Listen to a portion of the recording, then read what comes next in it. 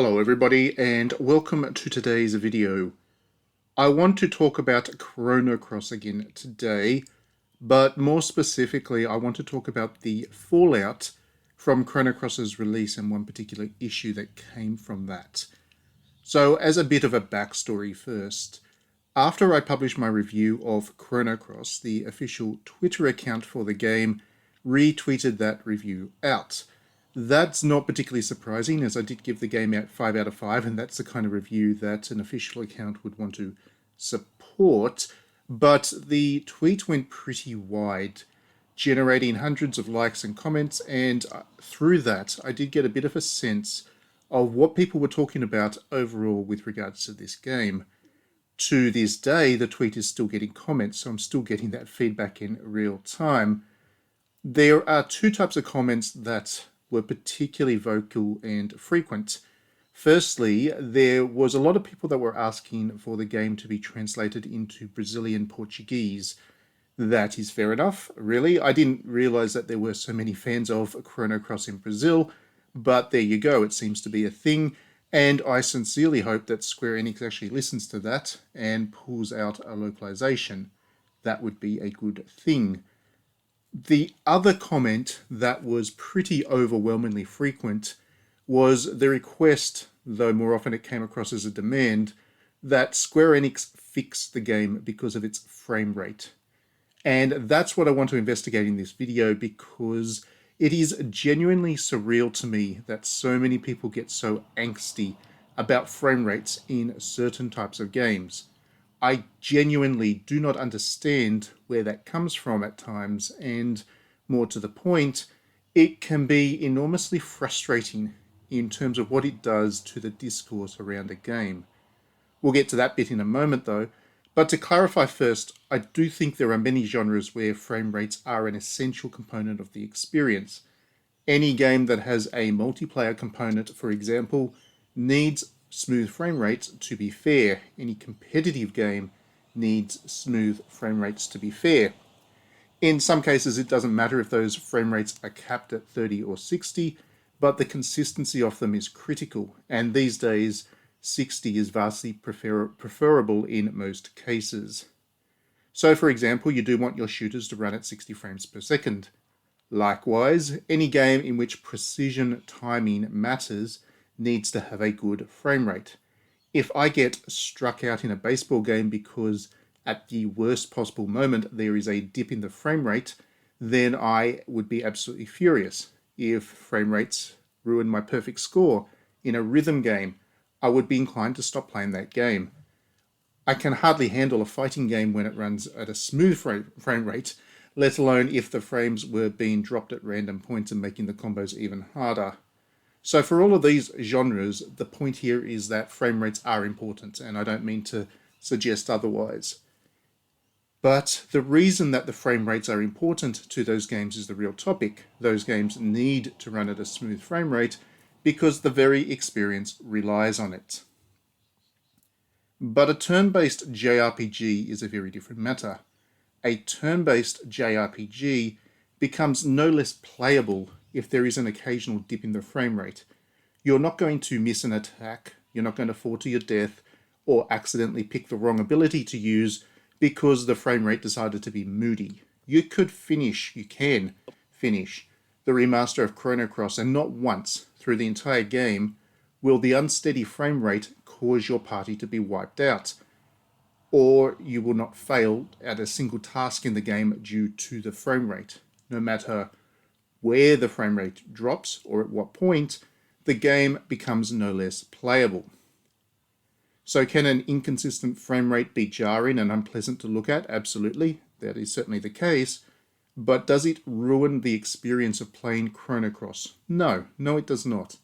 Because Chrono Cross is a game about characters, narrative, and its strategic combat system. And it could run all of those things on 1 frame per second, and not affect anything about the quality of the game. But wait, how can frame rates have a negative effect in one genre and not another? That is something that we would like to call nuance and context, and it's really quite incredible to think about. Rather than take an arbitrary thing, such as the number of frames per second that a game runs at, and try and apply that to everything as though it has an equal impact on everything.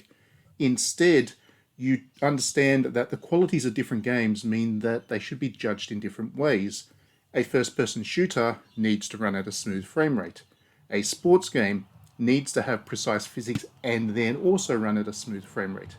A JRPG simply needs to have a good story, good characters, and a good art style if you want to apply that as well. So why do we talk about frame rates in JRPGs to the extent that we do? I think a big part of it has to do with the fact that it's easy, basically.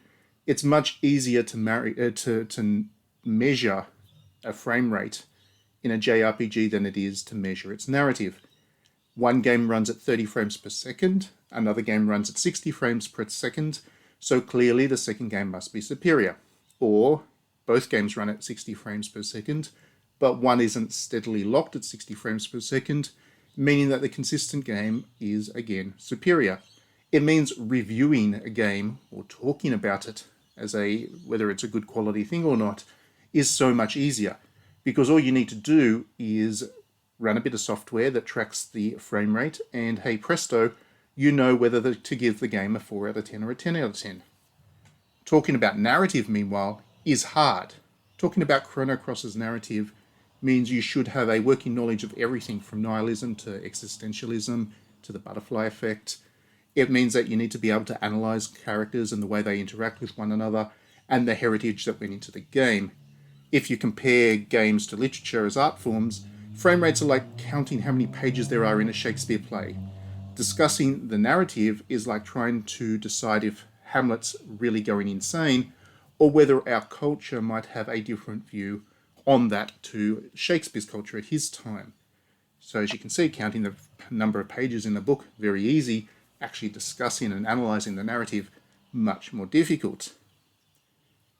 And if we're talking about an art form here, which people continue to promise me video games are, but the evidence mounts against that, then the nuance and context are important. Being able to decide what's important to the quality of a game is much more important than applying the same set of rules to every single game. We should not be focusing on frame rates if there is a far more interesting discussion about the narrative in a game. If that's what's important to it, then that is what we should be talking about, not the frame rate. Unfortunately, I have not seen much discussion about Chrono Cross's narrative at all. There is a bit historically, because it is an all-time great narrative, and there are some essays out there by people who have played it and felt the same way about it that I have. But there is not in this re-release, in the discussions around this re-release, the reviews and the social media chatter, there is not much discussion about the narrative at all. I haven't seen it. And that is disappointing, because as a result of it, it means that there are a lot of people that are treating this as something less than a masterpiece just because of some irrelevant and poor, yes, but irrelevant optimization. Anyhow, that is enough for this video. Thank you very much for tuning in. Do let me know your thoughts in the comments. I am assuming that there'll be some pushback to this video.